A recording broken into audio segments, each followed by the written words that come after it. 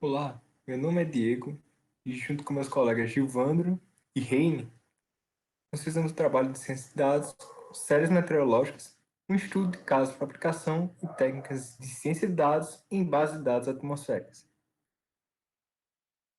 Começamos o trabalho com uma indagação. Meteorologia seria uma ciência exata? Meteorologia, muitos estudos sobre modelos desenvolvidos, entretanto, esses modelos possuem muitas incertezas e não são, de fato, muito precisos. Como, por exemplo, nós podemos ver as previsões do tempo que vemos no jornal. Às vezes você sai de casa sem um guarda-chuva e chove. Então, a ideia desse trabalho seria utilizar um conjunto de dados para tentar criar modelos e prever o funcionamento e o comportamento da meteorologia. A fundamentação é que, se parar para se observar só no Brasil, existe uma base muito grande de dados, várias estações espalhadas por todo o mapa brasileiro. Como podemos ver nesse mapa, que está apresentado no slide, existem várias estações meteorológicas em vários estados, sendo elas automáticas ou tradicionais. Diante da vasta base de dados existente, existe um enorme potencial para os estudos meteorológicos em áreas como a mobilidade, a agricultura, o turismo e várias outras áreas na sociedade que se beneficiariam com um estudo detalhado do comportamento da meteorologia. Ok. As ciência de dados pode ser útil por conta dessas aplicações, extração de padrões, mineração de dados, modelos preditivos, estudos de tendências, mapas informativos. E nesse projeto em específico, será tratado sobre o preenchimento de falhas. Descrição do problema que esse trabalho tem a tratar. Utilizando uma base de dados do Instituto Nacional de Meteorologia, o INMET, com dados da estação de Natal, no Rio Grande do Norte, dos anos de 1984 até 2017, os dados são séries temporais diárias de temperatura, mínima, máxima e média, insolação, evaporação, umidade, precipitação, velocidade do ar e direção do vento. O problema é, os dados apresentam sérias inconsistências que dificultam o trabalho dos cientistas e profissionais dos estudos climáticos por várias falhas temporais, chegando a faltar até anos de dados. As seguintes imagens ilustram um pouco o nosso problema. No eixo vertical, a gente pode notar uma série temporal, e cada quadradinho em branco significa uma variável, a variável naquele período está faltando. A gente pode notar que, na imagem do meio, por exemplo, em que tem períodos que anos inteiros estão faltando dados. A imagem da direita ilustra também a quantidade de variáveis que estão presentes, portanto, e quais variáveis estão faltando. Aqui nós temos a distribuição dos dados de cada uma das variáveis. A gente pode notar que boa parte delas segue uma distribuição normal, deixando claro que, com exceção da variável do canto inferior, com exceção da variável de precipitação. Nesse caso, ela vai precisar ser passada por um tratamento para ficar a representação melhor. O tratamento que a gente faz nessa variável é uma transformação logarítmica. Isso vai fazer com que os valores que possuem menos, digamos assim, entradas, menos os valores menores, que também sejam representativos no nosso modelo, para evitar um certo enviesamento do modelo. Uma das, é, uma das coisas que motivou a nossa metodologia foi a observação da correlação entre as falhas. Isso significa o quê? Que a falha de uma variável de precipitação, por exemplo, não tem muita correlação, não tem, ou nenhuma correlação significativa com a falta da variável de temperatura máxima, ou insolação, ou evaporação. Isso significa que nós podemos utilizar outras variáveis para tentar prever ou tentar preencher a ausência de outra variável, pois justamente não existe muita correlação significativa entre elas. Reforçando que já havia sido diagnosticado por Heine no slide anterior, a gente faz aqui a plotagem de um dendrograma que avalia a similaridade de cada uma das variáveis analisadas no problema, e a gente percebe que algumas variáveis, entre elas, por exemplo, temperatura máxima e temperatura mínima, e evaporação e precipitação, elas têm uma certa similaridade, que reforçando com o fato de que as falhas nas variáveis não são fortemente correlacionadas, a gente sabe que se elas são similares, a gente pode obter, por exemplo, o preenchimento de uma falha de temperatura mínima a partir dos dados de temperatura máxima dada a sua similaridade. De forma análoga, a gente também pode obter um preenchimento razoável para precipitação com a variável evaporação, e assim sucessivamente utilizando todas as outras variáveis. Então, essa visualização hierárquica mostra que as variáveis elas têm também uma associação em sua distribuição, o que reforça a metodologia de preenchimento de falhas através de uma combinação das variáveis conhecidas. Então essa análise também reforça a proposta que nós estamos trazendo.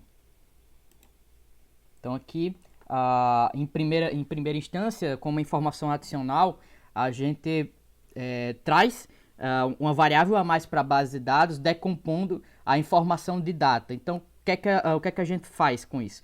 A data, isoladamente, é um string, e essa string ela não representa valor útil no nosso algoritmo de aprendizado de máquina que foi aplicado. No entanto, a data corresponde a uma sequência temporal, e essa sequência temporal, no contexto da meteorologia, das ciências atmosféricas, o comportamento do ano é bem mapeado em 4 estações de maneira cíclica. Então, para criar uma informação a mais para a nossa base de dados, nós decompomos o ano em um ciclo trigonométrico, e nesse ciclo trigonométrico facilmente associado às estações, as estações atmosféricas, as estações do ano, e dessa forma a gente transforma a data em um ângulo no ciclo trigonométrico, e esse ângulo a gente decompõe em seno e cosseno. Dessa forma a gente tem uma variável a mais como entrada para o algoritmo, e essa variável é muito importante porque mesmo nas situações em que não existe absolutamente nenhum dado, nós vamos ter a data, e essa data ela vai virar uma informação e o algoritmo vai ter um dado para fazer a predição dele naquela situação. Então é uma informação a mais muito útil porque ela vai estar sempre disponível. Então com essa mentalidade, nós trazemos aqui uma aplicação de uma rede multilayer perceptron que faz a estimativa de variáveis desconhecidas a partir de dados conhecidos, a partir de uma combinação de dados conhecidos. Então a gente usa uma MLP, na camada de entrada a gente utilizando uma função de ativação tangente hiperbólica, o espaço de dimensão de 11 unidades, né, um espaço de dimensão 11, que são 11 variáveis que vão estar sendo utilizadas como inputs para o algoritmo. A gente adiciona 2 camadas escondidas, também com função de ativação tangente hiperbólica e também com 11 neurônios cada. E a camada de saída, basicamente, ela vai dar a resposta com apenas uma unidade, porque é só uma resposta que a gente quer. Ela vai dar uma resposta para a variável que a gente quer preencher. Então, essa é a arquitetura da MLP que nós criamos. E com esse modelo, nós fazemos a seguinte estratégia de treinamento. Primeiro, a gente seleciona uma variável para estimar. Por exemplo, vamos selecionar a variável temperatura máxima. Agora a gente organiza a base de dados dividindo 80% para treino e 20% para teste.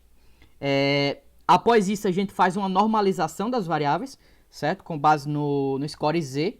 Isso para tornar mais fáceis as variáveis que são variáveis com range relativamente elevado. A gente normaliza para transformar e tornar mais simples para o algoritmo de aprendizado de máquina aprender o comportamento delas. Em seguida, a gente passa para o algoritmo treinar. Nessa etapa de treinamento, a gente divide o conjunto de dados de treino, separando esse conjunto em 20% para validação. Então, esses dados a gente guarda para ficar monitorando o treinamento do algoritmo. Então, o treinamento ele consistiu em um treinamento contínuo que ficava monitorando métricas de erro, aí, por exemplo, o erro médio absoluto, o erro médio quadrático e o coeficiente de correlação. Ficava monitorando essas métricas de erro para o conjunto de validação e monitorando como elas evoluíam ao longo do tempo, ao longo de cada época de treinamento. Então, a nossa condição de parada é quando nenhuma das métricas, ou seja, nenhum dos erros e nenhuma das métricas de erro, ela vai estar melhorando. Então, quando chegar em uma circunstância que as métricas de erro não estão mais evoluindo, a gente dá um stop condition e isso leva a gente para a etapa final, que é aplicar o algoritmo treinado na base de dados de teste, que foi reservada lá em cima, e analisar os resultados. Com isso, a gente chega na tabela que está ilustrada nesse slide. Aqui, basicamente, a gente tem o erro médio absoluto, o erro médio quadrático e o coeficiente de correlação de Pearson. Isso para cada uma das variáveis que a gente treinou o algoritmo, seja temperatura máxima, temperatura média, temperatura mínima, evaporação, umidade relativa, velocidade do vento, insolação e precipitação. A gente percebe claramente que o erro médio absoluto para uma grande maioria das variáveis foi pouco significativo. O erro médio quadrático também. No entanto, a gente chama a atenção aqui que algumas variáveis, sendo ela velocidade do vento, insolação e precipitação, tiveram essas métricas de erro um pouco mais elevadas em relação às outras. Isso, de certo modo, era esperado, porque essas três variáveis em específico são, para a meteorologia, são variáveis de difícil modelagem, são variáveis muito difíceis de prever, de entender e de mapear. E, por fim, o coeficiente de correlação mostra que para as temperaturas, nós obtemos uma correlação muito forte entre o valor previsto e o valor esperado, certo? A gente vê acima de 0,9 para essas três temperaturas, o que é muito bom, chegando a 0,97 para a temperatura média. Para evaporação e umidade relativa, a gente já observa um resultado na faixa de bom, não chega a ser excelente, mas 0,8 é um resultado bom. E para velocidade de vento, insolação e precipitação, a gente chega num resultado satisfatório, que seria uma correlação na faixa de 0,7, entre 0,7 e 0,8. Apesar do resultado não ser de fato excelente, é muito promissor, porque essas variáveis são muito complexas e a base de dados é muito restrita. Então, conseguir prever com uma exatidão tão boa esses resultados já é uma grande inovação para a área da meteorologia. Então, esse trabalho fica por aqui e agradecemos a todos que puderam assistir e prestigiar essa nossa apresentação. Muito obrigado.